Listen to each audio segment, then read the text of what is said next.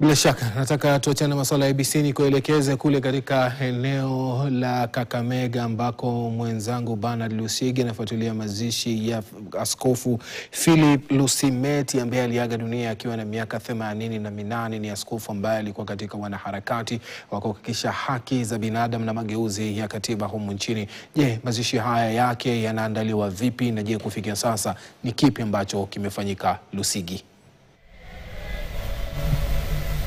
Naam, shukrani Jerry. Jinsi ulivyosema kwamba tupo hapa katikati mwa mji wa Kakamega katika shule ya Approved ya Kakamega ambayo iliyoko tu mita chache kutoka hapa na mji wa Kakamega, na hapa mamia ya waombolezaji wa kanisa Katoliki na hata zaidi ya kanisa Katoliki wamekongamana hapa katika shule hii kuweza tu labda kufuatilia ibada ya mazishi ambayo inaendelea ya aliyekuwa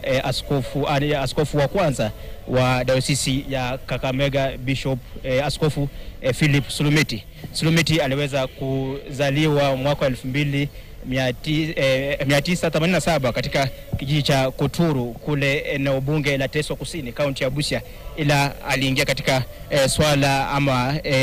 katika ulingo wa labda wa kiroho ile tunasema aliweza kuwa askofu ama aliweza kuanza safari yake katika masuala ya ile ya Ukristo, na sasa hivi ibada hii inaendelea, na hapa tumeweza kushuhudia viongozi mbalimbali kutoka eneo hili la magharibi wakiongozwa tu na yule mkuu wa mawaziri nchini Musalia Mudavadi. Tumeweza kumuona pia waziri wa vyama vya ushirika ama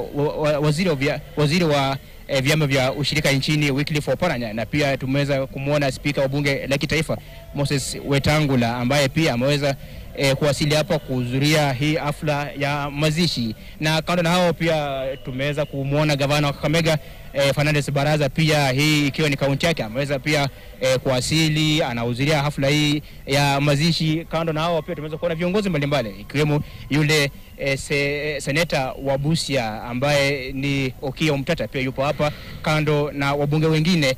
kutoka eneo hili la magharibi wameweza kuungamana hapa, labda tu kuweza kufuatilia waone ni vipi watakuwa wanampa heshima za mwisho askofu ambaye wanamtaja kama ni mtu ambaye aliweza kupigania sana haki za kibinadamu. Jinsi ulivyosema kwamba aliweza kuteuliwa kuwa mwenyekiti wa kamati ya kuangalia utekelezaji wa katiba mpya ya mwaka 2010, wakati ambapo labda kila mmoja katika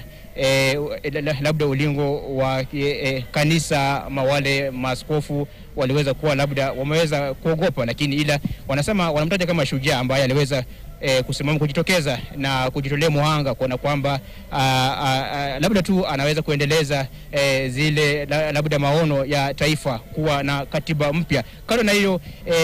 Askofu Sulumeti, ikumbuke kwamba yeye ndiye alikuwa askofu wa kwanza wa Diocese ya Kakamega, ilikuwa mwaka wa 2088. Hii ilikuwa ni baada tu ya kuweza kuwa askofu wa kwanza Mwafrika kushikilia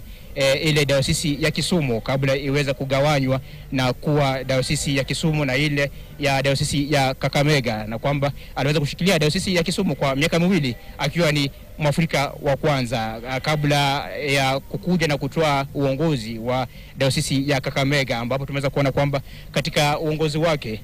Sulumeti aliweza kujenga zaidi ya parokia 40 katika eneo hili la Kakamega na Vihiga kwa ujumla. Kando na hiyo pia tumeweza kuona wakati wa uongozi wake Sulumeti pia tumeweza kuona ujenzi wa hospitali ya Mukumu, pia tumeweza kuona ujenzi wa hospitali ya St. Mary's Mumias ambayo kwa sasa hivi inakumbwa na matatizo, ikizingatiwa kwamba iliweza kufungwa kutokana na madeni ya bima ya SHA, na lakini hayo tu ni baadhi ya zile